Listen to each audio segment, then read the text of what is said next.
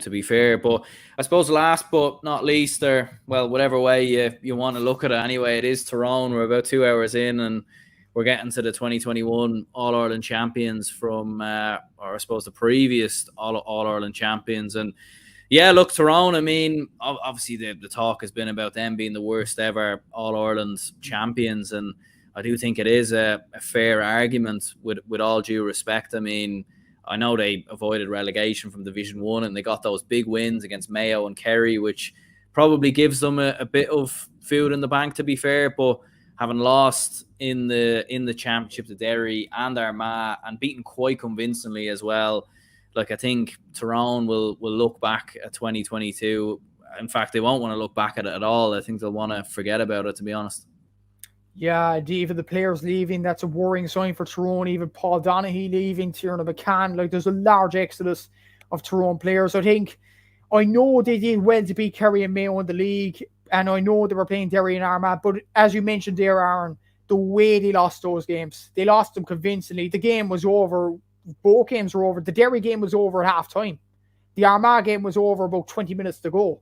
So, to take that to account, the way they went out of the championship, I'd have to give them an F. I'm sorry, Tyrone fans, but this year is not a year they'd want to delete it from the history books, and they generally don't retain All-Irelands, do they? I think the only impressive year they had after winning All-Ireland was 2009. Cork beat them that year to end their quest for back-to-back All-Irelands, but yeah, other years they haven't done it. Like I think they lost to Laois one year. I think it was 2006, correct me if I'm wrong now.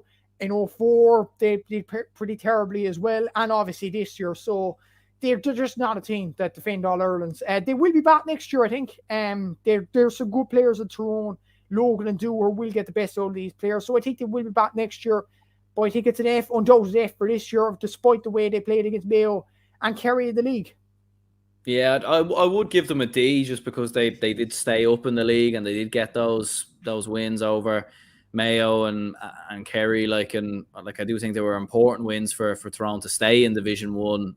But as you said there, like there is potential for Tyrone to be back up there. As I said, I do think that they could be the closest team to potentially stop to stop Kerry potentially going on and dominating. But like at the same time, it does seem like a bit of crossroads because it could go one way or another really for Tyrone. Like you are getting a lot of players that are opting out as well. Like, and I think that's a bit of a worry. It is, yeah. It's a huge worry for this Tyrone team. And even with our man Derry coming through the ranks as well, is there any argument that Tyrone will even win an Ulster next year? I know Donegal and Monaghan are falling off a bit, but Armagh and Derry are the new teams coming up. Cavan as well.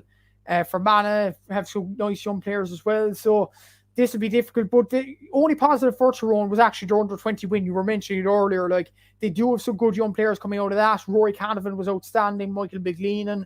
Devlin from Niall Devlin is his name from wing back. Some very nice young players there for Tyrone, and that's something they can build on. And they still have young players in the senior team that they can go another year or so. So that's a positive for Tyrone. But for this year, it just didn't click. But next year, I think they will be a force again. Absolutely, yeah. Irish Footy Vlog says, top chat, lads. Well done. Really enjoy that. Yeah, much appreciated. Make sure to check out Irish Footy Vlogs as well. Some great content over there covering Irish football, Irish soccer, or whatever spin you want to put on it. So yeah, make sure to go over there and check them out when you get a chance. And yeah, look, I suppose we've been going on for 2 hours anyway, so it must be maybe a record for the longest podcast or whatever I've done on the channel. So yeah, much appreciated, Matthew, for coming on. Thank you for anyone who tuned in. If you could hit the like button and subscribe, it would be very much appreciated. And yeah, cheers, Matthew, for coming on. Thanks very much, Aaron, for having me.